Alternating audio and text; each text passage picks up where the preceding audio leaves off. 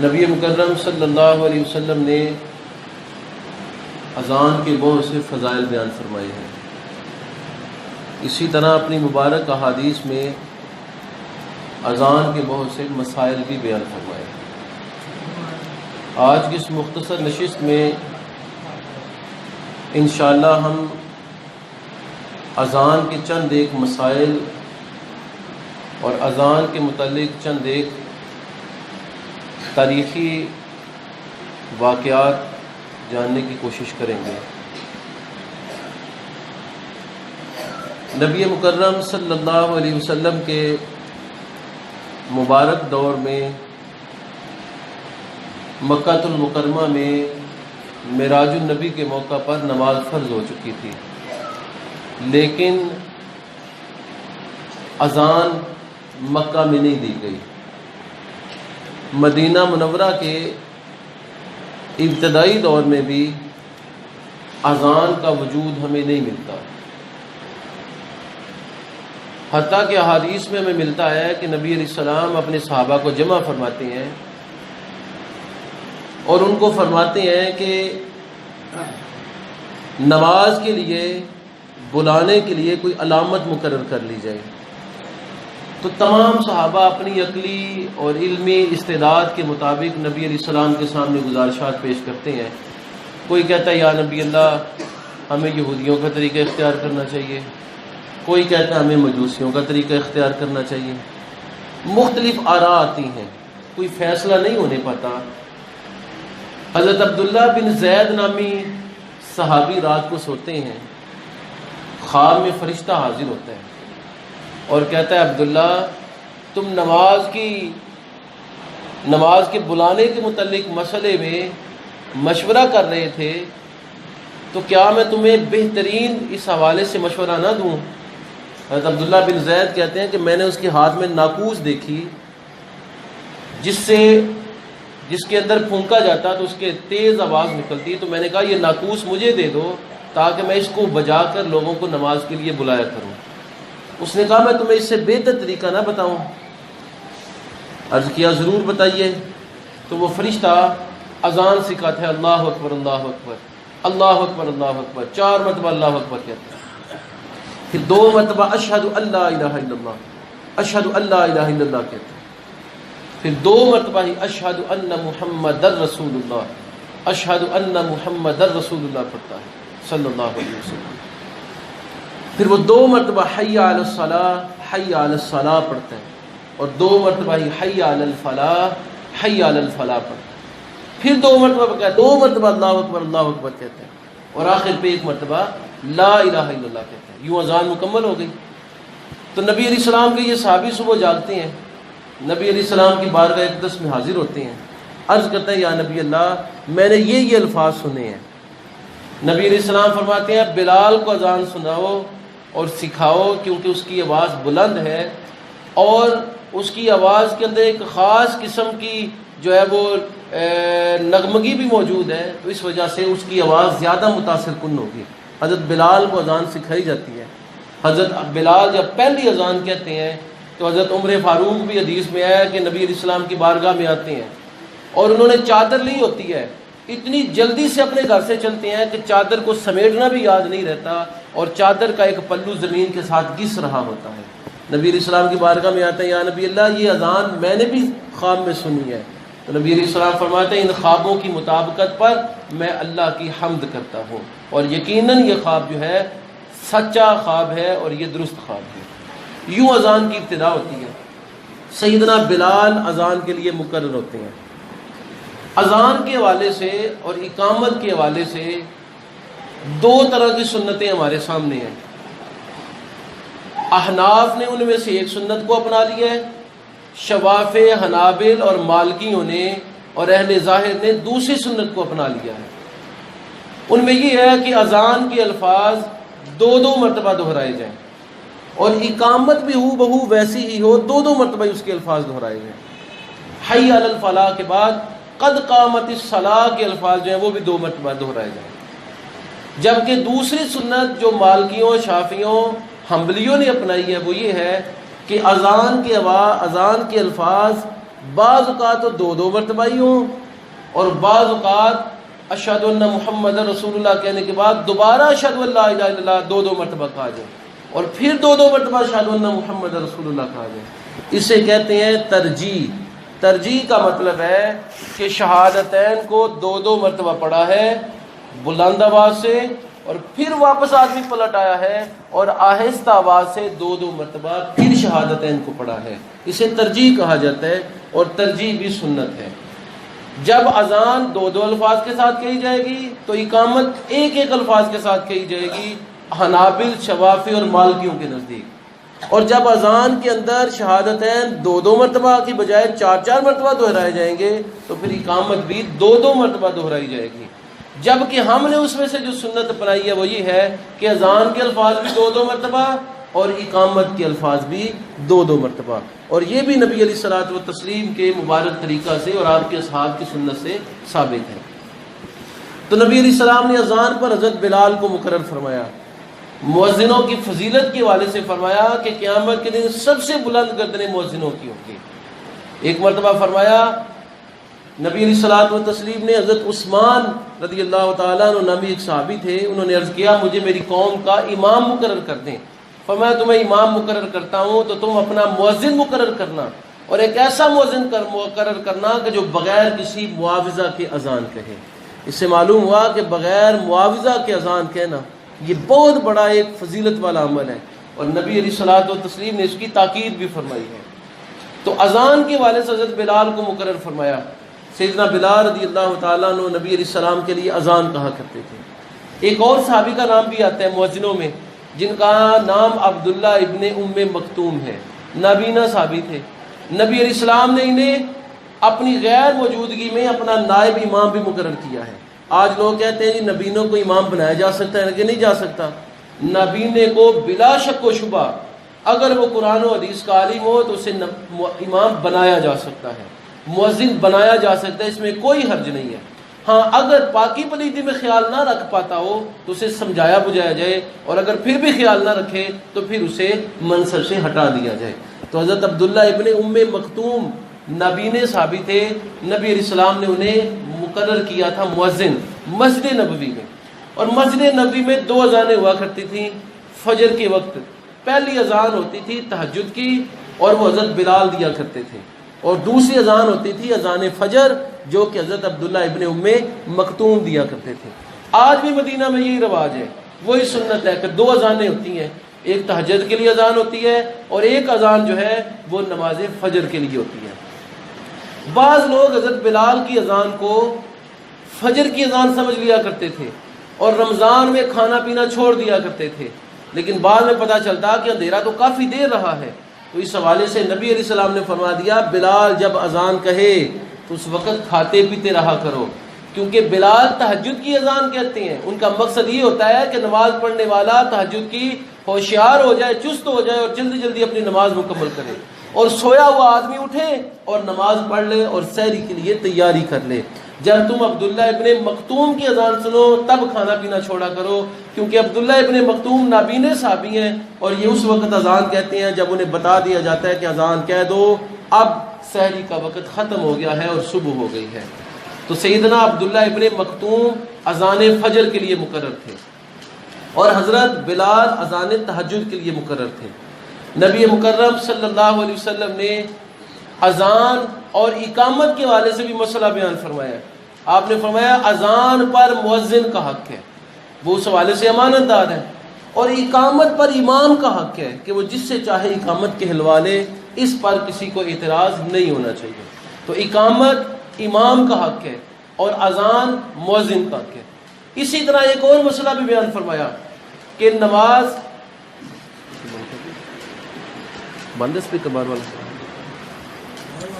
اسی طرح نماز اور اقامت کے حوالے سے ایک مسئلہ بیان فرمایا کہ اذان جو ہے وہ بغیر وضو کے نہ کہی جائے۔ نبی علیہ السلام نے فرمایا کہ نہ اذان کہی جائے الا متودع، مگر وہ آدمی اذان کہے کہ جو باوضو ہو۔ اس سے یہ مسئلہ ثابت ہوا کہ اذان اور اقامت یہ دونوں چیزیں باوضو ہی کہی جائیں گی۔ ہاں ایک ایسی صورتحال ہے کہ وقت جا رہا ہے اور جماعت کے لیے وقت بہت کم رہ گیا اور آدمی باوضو نہیں ہے، تو پھر وہ مجبوراً اذان کہہ لے، لیکن فضیلت اذان کی نہیں ملے گی۔ صرف اذان کا فرض ادا ہو گیا، اذان ہو گئی، لیکن فضیلت اذان کی اسی وقت ملے گی جب آدمی باوضو ہو کر اذان کہے۔ تو اس سے معلوم ہوا کہ سوائے مغرب کی اذان کے یا فجر کی اذان کے باقی اذانوں میں کیونکہ وقت ہوتا ہے، جماعت ایک آدھ منٹ آگے پیچھے بھی ہو سکتی ہے، تو باوضو ہی اذان کہنی چاہیے۔ تو نبی علیہ السلام نے فرمایا کہ لا یؤذن الا متودع، اذان وہی آدمی کہے جو باوضو ہو، تو بے وضو کو اذان نہیں کہنی چاہیے۔ لیکن اگر وہ کہہ دے گا اذان ہو جائے گی، فضیلت اسے نہیں ملے گی، ثواب اسے نہیں ملے گا، اس کا اجر جاتا رہے گا۔ اجر اسی وقت ملے گا جب وہ باوضو ہو کر اذان کہے گا۔ امام اور مؤذن کو وضو کے حوالے سے خصوصی خیال رکھنا چاہیے کہ بڑی احتیاط کے ساتھ وضو کریں، اور جہاں پر شک ہو کہ میرا وضو ہے یا نہیں ہے وہاں پر وضو کر لینا چاہیے، کیونکہ نبی مکرم صلی اللہ علیہ وسلم نے مؤذن کو امانت دار قرار دیا ہے، اور اسی طرح امام پر بھی فرمایا کہ امام بھی جو ہے وہ امانت دار ہے، کیونکہ دوسروں کی نمازیں امام کی وجہ سے اور سبب سے قبول ہوتی ہیں، اس لیے امام کو پاکیزگی کا خصوصی خیال رکھنا چاہیے، اور باوضو جو ہے وہ ترتیب اپنی بنانی چاہیے کہ ہمیشہ ہی باوضو رہے۔ اور اس بات کا بھی خیال رکھنا چاہیے کہ اگر وہ جماعت کروا رہا ہے، امام مقرر ہے، تو وہ ہر فرض کے لیے الگ سے وضو کرے، کیونکہ نبی علیہ السلام کا ارشاد ہے کہ فرض نماز وضو پر وضو جو ہے وہ نور پر نور ہے۔ تو سنتیں ادا کر لی ہیں، وضو پہلے موجود تھا، سنتیں ادا کر لی ہے، لیکن فرض نماز پڑھنی ہے یا پڑھانی ہے، اس کے لیے الگ سے آدمی اگر وضو کرے گا تو اس کو اس پر زیادہ اجر و صلہ ملے گا، کیونکہ اس نے فرض نماز کے لیے خصوصی اہتمام کیا ہے اور نئے سرے سے وضو کیا ہے۔ یہی وجہ ہے کہ حضرت علی المرتضیٰ اس بات کو لازم قرار دیا کرتے تھے کہ فرض نماز کے لیے الگ سے وضو کیا جائے، اگرچہ آدمی کا پہلے وضو ہو۔ تو اس سنت کو بھی اگر آدمی زندہ کر لے تو یہ بہت بڑی بات ہے کہ ہر فرض نماز کے لیے الگ سے وضو کرے، اگرچہ اس کا پہلے وضو ہو، کیونکہ سیدنا علی المرتضیٰ رضی اللہ تعالیٰ عنہ اس کو لازم قرار دیا کرتے تھے۔ اذان کے والے سے یہ بھی مسئلہ ہے کہ اذان قبلہ رخ ہو کر کہی جائے، کانوں میں انگلیاں ہوں، اور حی علی الصلاۃ اور حی علی الفلاح کے وقت دائیں اور بائیں اپنے چہرے کو پھیرا جائے، لیکن سینے کو نہ پھیرا جائے۔ حضرت ابو جحیفہ صحابی رسول ہیں، جب نبی علیہ السلام کا وصال ہوا تو ان کی عمر تقریباً 10 برس کے قریب تھی۔ وہ فرماتے ہیں کہ میں نے حضرت بلال کی بڑی اذانیں سنی ہیں، اور میں حضرت بلال کو دیکھا کرتا تھا کہ جب اذان کہتے، حی علی الصلاۃ کہتے تو ان کا چہرہ دائیں طرف ہوتا، اور جب حی علی الفلاح کہتے تو اپنے چہرے کو بائیں طرف پھیرا کرتے تھے۔ اور یہی حضرت ابو جحیفہ فرماتے ہیں کہ میں نے حضرت بلال کو دیکھا کہ جب اذان کہتے تھے تو اپنی انگلیوں کو اپنے کانوں کے اندر ٹھونس لیا کرتے تھے۔ اس کی اصل وجہ یہ ہے کہ اگر انگلیاں اپنے کانوں میں ہوں گی تو آواز یقیناً بلند نکلے گی، اور اگر آواز بلند نکلے گی تو زیادہ لوگوں تک اذان کی آواز پہنچ سکے گی۔ اذان کے حوالے سے تو امام جو مؤذن ہے اس کو امانت دار قرار دیا گیا۔ اقامت کے حوالے سے امام کو حق ہے کہ کسی کو بھی کہہ لے کہ بھائی آپ اقامت کہیں۔ اس حوالے سے حضرت بلال کا بھی ایک واقعہ ہے کہ حضرت بلال نے اذان کہی، اذان کہنے کے بعد باہر چلے گئے کسی ضروری کام کے لیے۔ جب کسی ضروری کام کے لیے باہر گئے تو سیدہ فاطمہ الزہرا کے گھر کے قریب سے گزرے تو دیکھا کہ ان کو کوئی ضرورت ہے، ان سے دراہم لیے، بازار سے سودا سلف خریدا، حضرت فاطمہ الزہرا جو نبی علیہ السلام کی بیٹی تھی ان کے گھر میں دیا اور خود مسجد میں آئے۔ لیکن جب مسجد میں آئے تو اذان کیونکہ انہوں نے کہی تھی، اقامت ہو چکی تھی، کیونکہ یہ اقامت کے وقت موجود نہیں تھے، اقامت ہو چکی تھی۔ نبی علیہ السلام نے تکبیر تحریمہ کہی تو حضرت بلال نے بھی ساتھ ہی نماز کی نیت کر لی، تکبیر تحریمہ کہی، یعنی نماز کی پہلی تکبیر میں مل گئے لیکن اقامت نہ کہہ سکے۔ جب نماز مکمل ہوئی تو نبی علیہ السلام نے ان کی طرف دیکھا، فرمایا کہ بلال تم کدھر گئے تھے؟ عرض کیا یا نبی اللہ مجھے فلاں ضروری کام تھا، اور اس کے بعد سیدہ فاطمہ الزہرا کے فلاں کام کے لیے چلا گیا۔ تو نبی علیہ السلام ان کی طرف دیکھ کر اور ان کی خدمت گزاری کو دیکھ کر آپ مسکرائے۔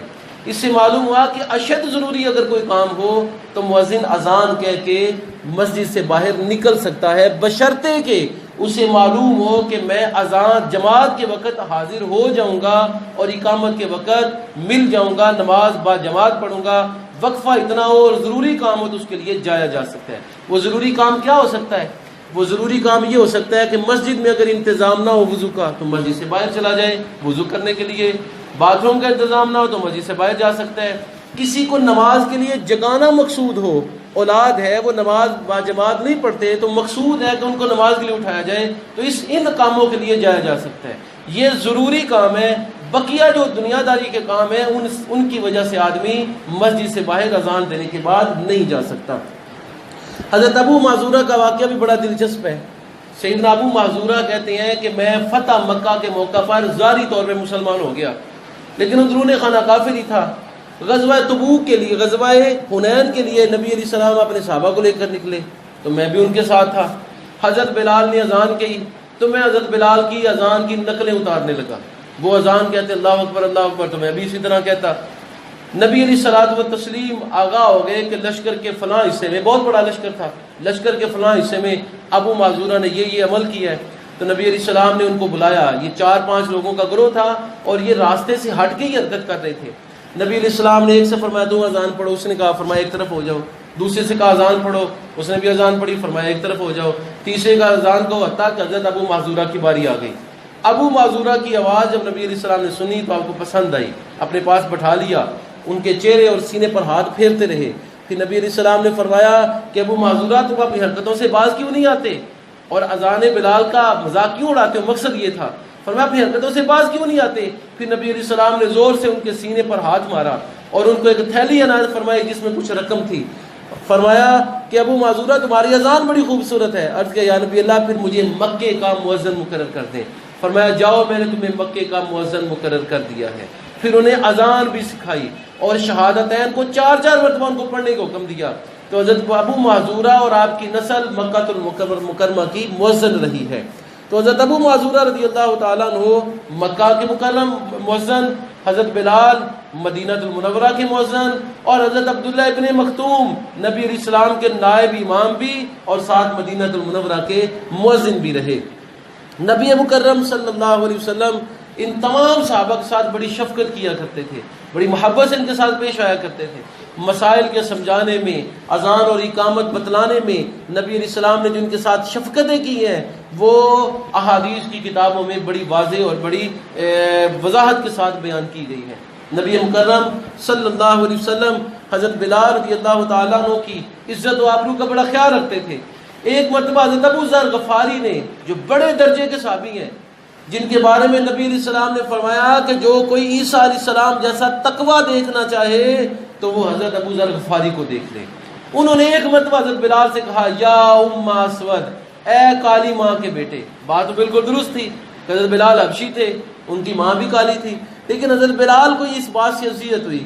نبی علیہ السلام کو شکایت کی، آپ نے ابو ذر غفاری کو بلایا اور فرمایا ابو ذر ابھی جاہلیت کی عادت تم میں سے گئی نہیں ہے اور ابھی وہ رسمیں جاہلیت کی ابھی بھی تم میں موجود ہیں۔ ڈانٹا حضرت ابو ذر غفاری کو، پھر فرمایا کہ یہ جو غلام ہیں یہ اللہ کی ایک مخلوق ہے جو اللہ نے تمہارے قبضے میں دی ہے، جیسا خود کھاؤ انہیں کھلاؤ، جیسا خود پہنو انہیں پہناؤ، اور مشکل کام کرنے کے لیے دو تو ان کی مدد کرو۔ حضرت بریدہ کہتے ہیں کہ میں نے حضرت ابو ذر غفاری کو ایک مرتبہ دیکھا کہ انہوں نے غلام جیسا لباس پہننا ہے، غلام کے ساتھ مل کے کام کر رہے ہیں، غلام کے ساتھ مل کے کھانا کھا رہے ہیں۔ تو میں نے ابو ذر غفاری سے کہا کہ ابو ذر غفاری یہ کیا معاملہ ہے؟ تو انہوں نے کہا خاموش ہو جا، میں نے ایک غلام کو برا بھلا کہا تھا تو نبی علیہ السلام نے مجھے بڑے سخت الفاظ کے ساتھ ڈانٹا تھا اور آپ نے مجھے تاکید کی تھی، آج تک میں اس تاکید پر عمل کر رہا ہوں۔ تو نبی علیہ الصلوۃ والتسلیم ان صحابہ کی عزت و آبرو کا بھی بڑا خیال رکھا کرتے تھے۔ تو اذان کے حوالے سے آج بھی حضرت بلال رضی اللہ تعالیٰ عنہ کا، عبداللہ ابن مختوم کا اور حضرت ابو محذورہ کا نام زندہ و تابندہ ہے۔ اور نبی علیہ السلام کی حدیث ہے کہ جس نے کوئی نیک کام شروع کیا جب تک لوگ اس پہ عمل کرتے رہیں گے اس آدمی کو اس کا فائدہ ہوتا رہے گا۔ تو یقیناً یہ نیک عمل حضرت بلال رضی اللہ تعالیٰ عنہ کے ذریعے شروع ہوا ہے اور وہ قیامت کے دن سید المؤذنین بھی ہوں گے، تمام مؤذنوں کے سردار ہوں گے۔ تو یہ مؤذنوں کی فضیلت ہے کہ مؤذن قیامت کے دن حضرت بلال کے جھنڈے تلے ہوں گے۔ تو نبی علیہ السلام نے فرمایا کہ آدمی کو ثواب ملتا رہے گا جس نے کوئی نیک عمل شروع کیا جب تک وہ نیک عمل چلتا رہے گا۔ تو یقیناً تمام مؤذنین کا ثواب کا ایک حصہ بغیر کمی کے حضرت بلال کو بھی ملتا رہے گا. اور یہ ان کی شان اور ان کی عظمت ہے کہ قیامت کے دن کروڑوں مؤذنوں کا ثواب لے کر آپ جو ہے وہ محشور ہوں گے. اللہ تعالیٰ سے دعا ہے ہمیں عمل کی توفیق برمت فرمائے.